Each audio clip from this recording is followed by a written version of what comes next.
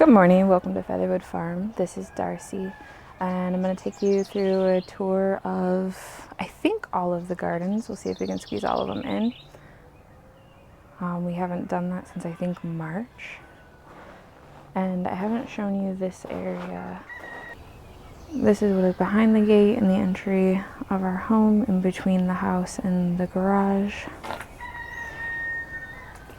This area is all shady, except for in the morning it gets some east light. So we've got hostas, ferns, bugbane, some heucheras, and a stilby in that corner.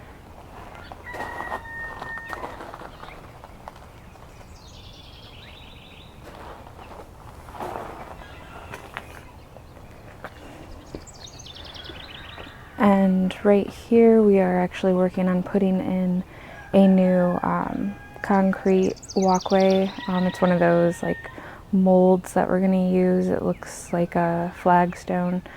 So we got the gravel laid down, just have to wait until it's not 91 degrees out to form the concrete.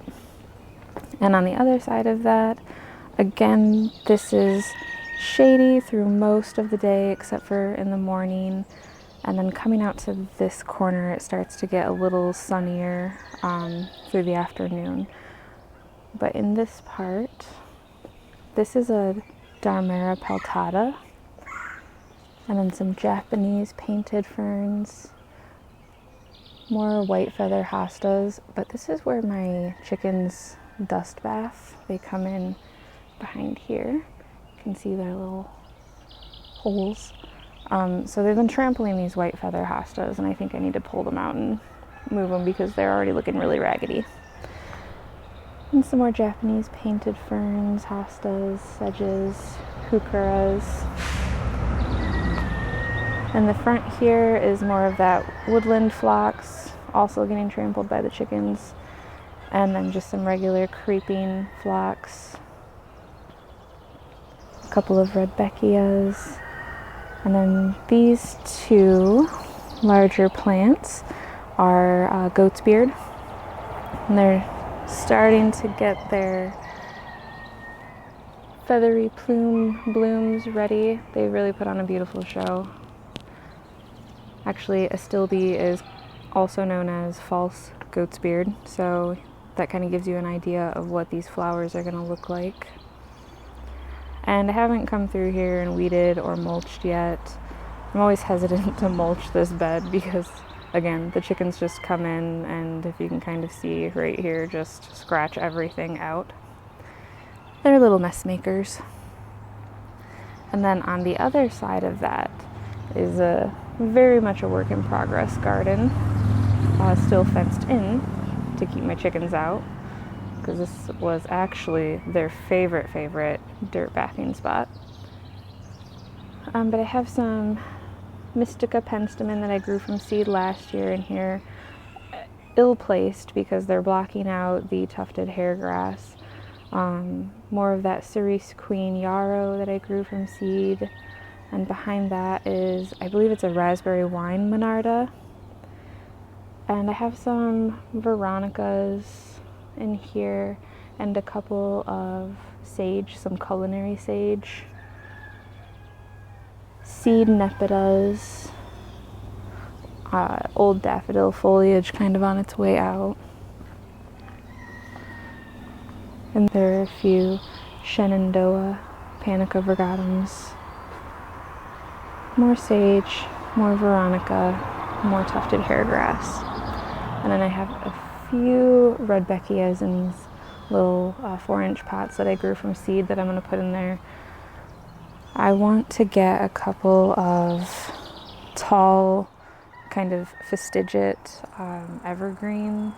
I'm thinking like some type of juniper to put in there. This is just a big blank wall that I would like to break up a little bit, add some color and structure, year-round interest to. But I don't want to rework this bed until the temperatures have come down, or we at least get rain. And on the other side of that is an equally neglected bed. More of the Cheyenne, switchgrass, the yarrow, and the monarda. This is a button bush that, for whatever reason, all of the existing branching died back, and it's just flushing out a lot of new growth. The new growth all looks great, but not sure why that happened to begin with. And peppered in between all of the weeds, I have some coreopsis and some sedum, which I actually don't want in here. I don't want the sedum in this area, but we don't have a home for them yet. This is kind of the materials gathering corner projects in progress, messy part. And if you come to the other side, it's our fire pit garden. We put the fire pit garden in last year. It's encased with a steel edging, black steel edging, and it's pretty repetitive throughout as far as the planting goes. I have a couple of smoke bush, so this is a young lady, and over there is a Winecraft Gold. They're more compact. They're not the massive 15-foot trees. And we have a drift of Cherry Pops Monarda. And a drift of Echinacea in here. And some seed Nepidas in the front there. Purple Sensation alliums are starting to bloom. These little sprigs are all lilies that I dug up last year. They're like naturalized in an area of the yard. They've never been able to bloom. They always get eaten by the deer, and then they aren't in a sunny enough spot. So I was hoping to transplant them and get some of them to bloom, but it looks like it might not happen this year. This right here is a Vernonia. It's another native plant. It's a cultivar. I can't recall the exact cultivar at the moment, though. I will share that on the screen. All of these tall grasses throughout, you kind of see, are Carl Forster featherweed grass. This portion of it, we didn't know we were going to build the privacy fence, so we kind of bermed up this side and got a lot of tall grasses that we were going to use like as a privacy layer. So this back row is a panicum. It's Northwind. And then in front of that are a big blue stem, Blackhawks. And then I did have a couple of Blackhawks behind the Northwind grass as well. But again, my chickens really, really liked this area and kind of dug out a lot of the soil around some of these poor grasses, exposing the roots. So a few of them aren't doing too hot. I'm just going to yank them out. And in front of those is another little drift of Echinacea. I believe all the Echinacea in this garden are Cheyenne Spirit. And these little tufts are a red muley grass. Really pretty. And then some Rudbeckias. More of the Monarda. More seed Nepidas. Grasses. And there's my serviceberry. The fruits are starting to form on that. That's exciting. I don't know if we'll get to use them or if the birds will get to them first. Here's a drift of Rose Marvel Salvia. Another Vernonia. Alliums. These are two Agastaki that I grew from seed. There were a few more, so there's a blank spot here. Agastaki don't do well in my gardens. I now know that. I've tried in a few different places and had the same results, but not much of a loss because, again, I grew them from seed. These are Baby Joe pieweed. Have a lot of that through here. And some grape crush asters. So the theme through here is mostly shades of purple and some yellow and some orange. The Cheyenne Spirit echinaceas, they can throw up a mixture of colors, usually ranging between oranges and yellows. More Joe Pye weed. And this area in between the Purple Sensation allium and the Christophii alliums, which are pretty neat, needs a bit of work. This is where I pulled out one of the Tiny Wine Gold 9 barks from right here. I moved over in front of the cottage garden, so I have to find some things to hide this hole because there's going to be just a big old patch of dying allium foliage and daffodil foliage. It's not going to look pretty, but in due time. And then just another drift of the echinaceas mixed in with more of the grape crush asters and vernonia. So this is really a late season garden. I didn't think that through exactly when I was choosing my plants. So I need to find some things that are going to bloom around this time, late spring, early summer. I don't have the cattle panels up in this garden yet. And my beautiful path, again, I'm throwing my chickens under the bus a lot, but my channel should be called like Gardening with Chickens. And my advice would just be don't do it. But they scratched up all along here, the mulch off. I had just some weed barrier paper under there to help smother. They ripped that apart, and so yeah, grass is growing through. No big deal. But bed of lilies, peppers. This bed is my potatoes. These are some dahlia tubers. These were the last ones that I received from Triple Wren Farms. They're just now starting to push up through the soil. I'm putting a bunch more herbs in this portion, and back there were some Lysianthus that I got from the nursery. What remains after, again, being trampled by chickens.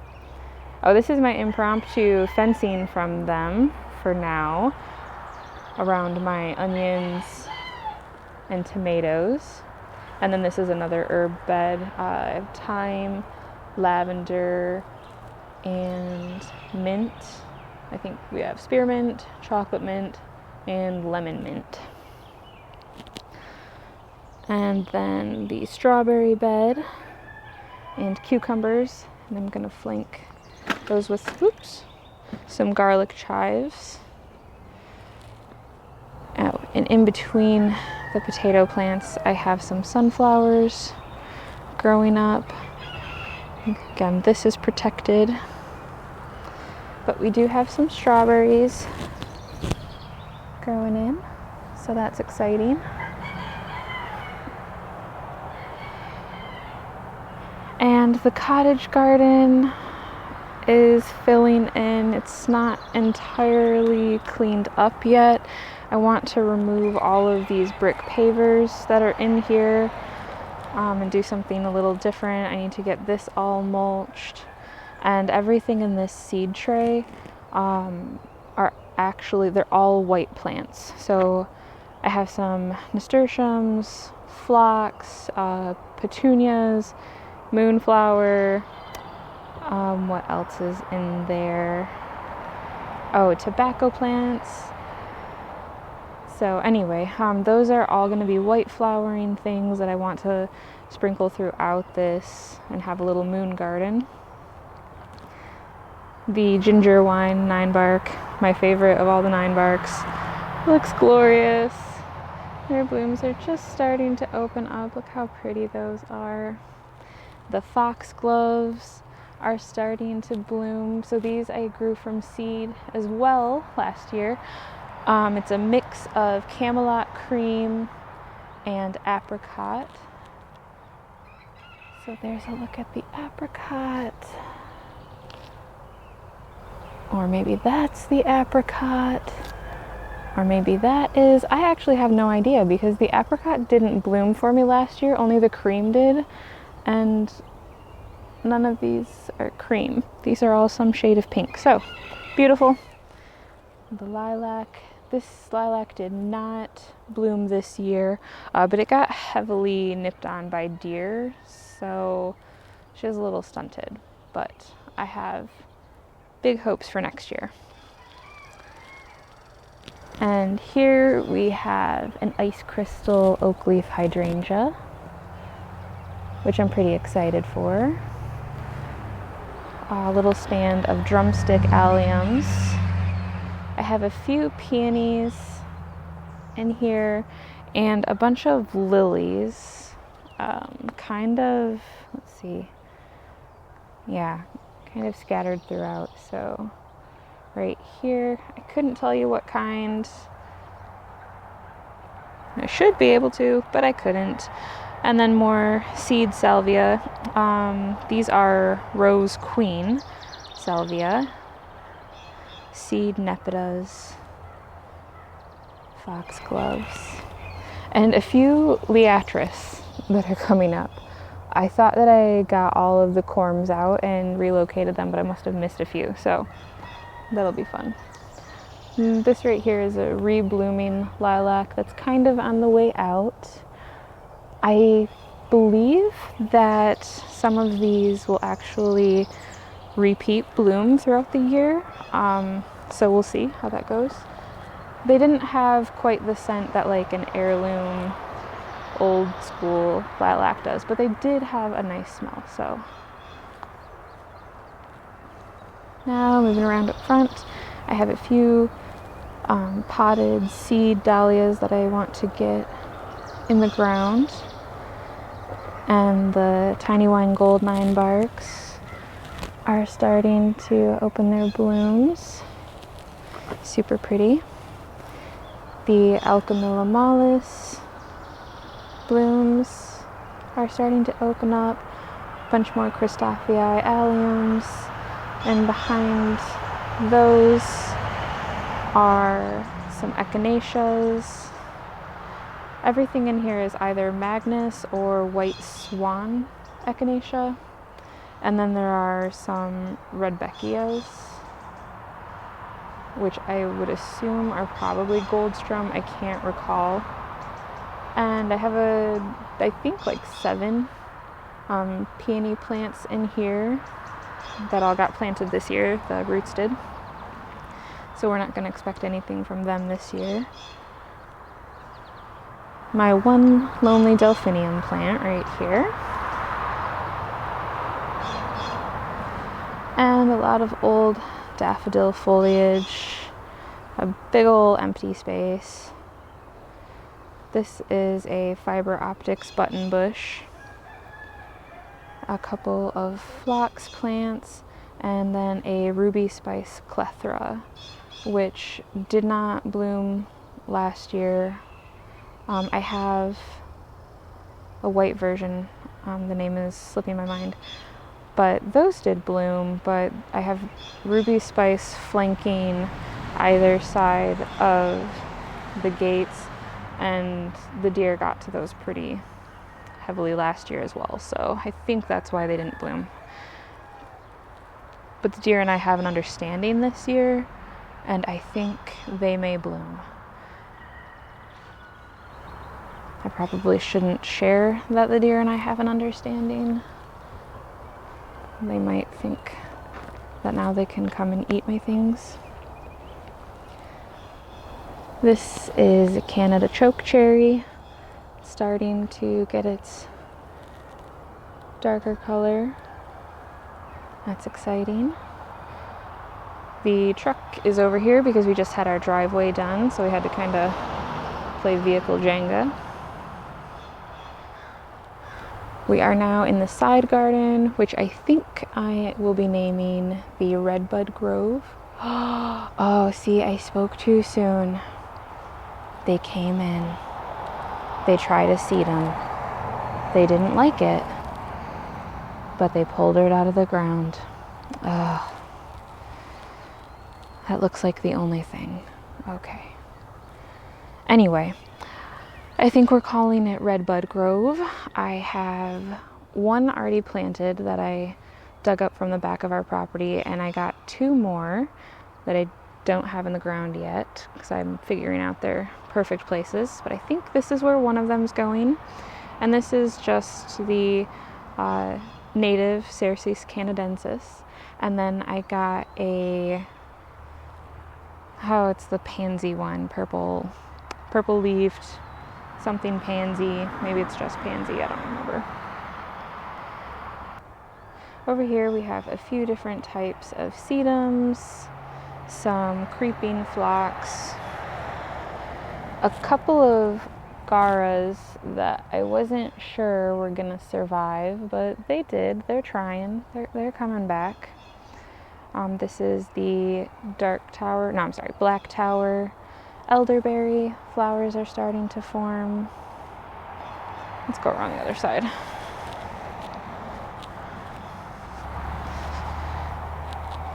Okay. These are Amsonia hubrichtii with little dainty blue blooms. Those are Amsonia starstruck right here, behind another spilled wine weigela. Some Rudbeckias. This is a fireside 9-bark. And these are, I think they're called like peach dragonfly or something like that, yarrows. Variegated miscanthus. Little drift of daisies. And in front of that are two different types of sage. I believe this is May Night. I can't remember what the blue is. It might not be a sage. It might be a speedwell. Not positive. Matrona sedums. These are the double doozy spireas. Starting to get their blooms. This is more of that rose marvel salvia. And I put in some, I believe these are marshmallow yarrows that I grew from seed. A couple of echinaceas.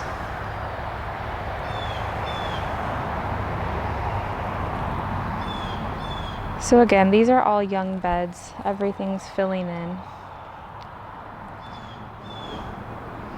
I apologize for all of the road noise.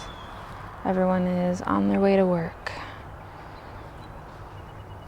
And in this bed, a lot of repeating stuff. We have some milkweed right here in a few different spots. I'll have that throughout. Some more 9-barks, panicum virgatums of various types. Big stand of monarda. I have a few more stands of monarda throughout. Some Joe Pye weed. The Chardonnay pearls deutzia, which is starting to get its blooms, but also has a little bit of burnt foliage. I think I might have to relocate these. We'll see. These are just a Penstemon digitalis that are starting to get their blooms. And a dandelion weed. In the back there is my Heliopsis burning hearts that I grew from seed last year, and it's self-seeded all over, so that's why it's not freshly mulched in that spot. I didn't want to smother the seedlings. In that bare area, that's where I had some more of that seed Agastaki. None of it survived there, so I actually put in a couple of Mahogany Splendor hibiscus that I grew from seed. I grew them last year. They're really stunning plants. I used them for foliage in bouquets as well as just kind of leaving them in the garden because they're quite a presence. Here we just have more seed nepeta and a few coreopsis that are kind of struggling along. We'll see how they do. They might want a different home. And I have some alliums and some liatris.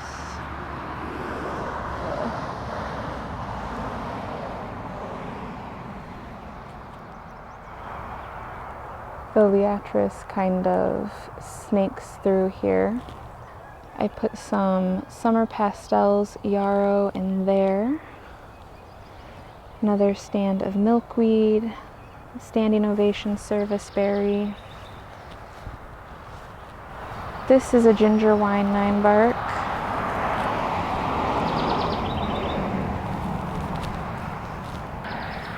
This is a native woodland phlox.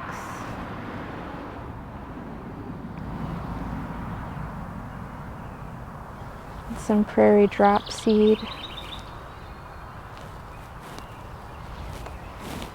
Here is a clematis that I planted last year that the rabbits kind of ravaged, so we didn't actually get to see it vine. I didn't think it was going to make it. I thought it would be dead. But look and she's vining all on her own, and she looks beautiful and healthy and happy, and it's so exciting. Looks like this ginger wine is actually getting some blooms. But here's that stand of heliopsis. My peonies are starting to bloom and open. I might actually come out and cut these. Yes, here it is, forest pansy redbud, which I think is going to go about right there. And walking around, I have on either side a hyacinth bean vine that will hopefully grow up and cascade over this arbor. Here's the other one. More seed nepetas. This is a limelight hydrangea. Some various panicum grasses. Some really struggling blue cloud salvia that I transplanted. I don't think they like their proximity to this walnut stump. I might have to pull them out and put them elsewhere. That walnut stump it makes a lot of things very difficult. Let's just say that. These are some penstemons and some milkweed. This part of the bed is a bit of a mess. I want to rework this, and I will eventually. Right here is some Culver's root and more liatris in front of that. And this bed has a lot of prairie drop seed in it as well. So stepping back, this is kind of the view of that. Looks really pretty in the morning when the light is kind of still peeking through the trees.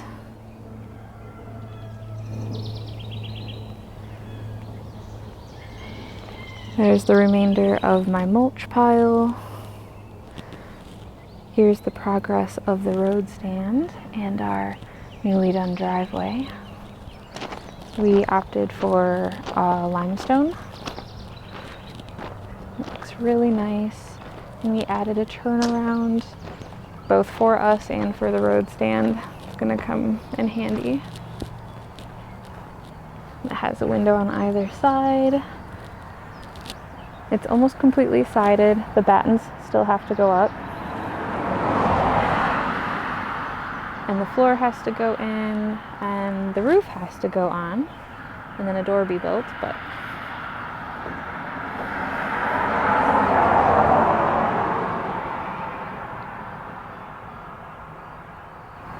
here it is. And Brandon has built this all by himself. I think he's trying to like prove some sort of point. I offer my help daily, but it's a little passion project for him, and he's doing an amazing job. And so this is kind of the little porch that it's going to have. The door is going to be a Dutch door. and it's gonna have a little awning with some posts on either side. Alright, so coming across the driveway. It's gonna be so nice that our driveway is no longer a mud pit. I mean, that's about what our driveway looked like all the time, with some stones mixed in. Not much has changed in the Daydream garden since I last showed. The tiny wine blooms are coming in. My massive bowl.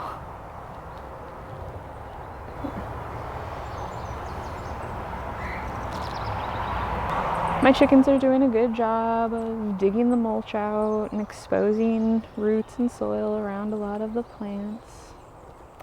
So that's fun. The astrantia blooms are starting to open. See, aren't those great? The Haas halos are getting little buds. I put a couple more of those hyacinth beans in the front here behind the Haas halos. Tiarella is on its way out.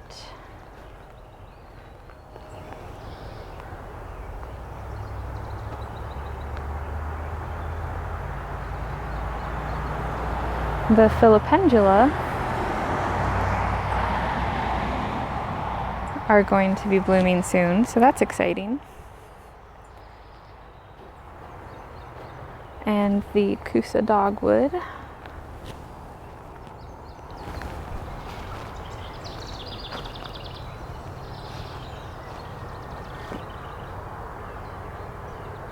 So pretty. Basically everything is really dry. The month of May we had less than an inch of rain, which is incredibly abnormal. We usually have at least 3 inches on average. It hasn't rained in like 2 weeks, and the forecast says it's not going to rain for another 2 weeks. And yeah, I mean, gardens want water. So things are probably not where they could be had we gotten more rain. I've been trying to water with the hose, but it's not the same. Here are those little ditty viburnums. And the lavender twist redbud is really leafed out, looks really neat.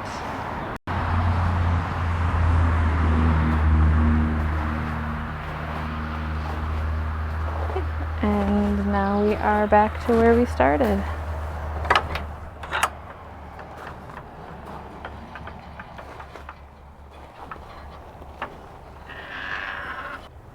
So thank you for joining me on this tour of the gardens today. I hope that you're enjoying your own gardens and that you're getting lots of rain.